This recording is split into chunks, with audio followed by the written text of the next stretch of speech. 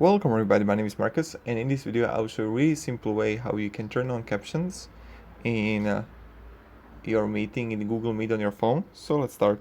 The first thing you want to do is just be in Google Meet, and when you're right here, you want to rejoin a meeting or join a new meeting, doesn't matter.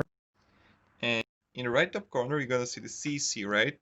So the CC means that the captions are being turned on. Or go right top corner, and you can also do it for the three dots, right? So turn on captions. So this is how you can do it. And that's pretty much it. So thank you very much everybody for watching. If you have any questions, guys, ask me down in the comments. I'll be really happy to help you and provide you some guidance and support like that, you know, bro. So yeah. Have a great day and goodbye.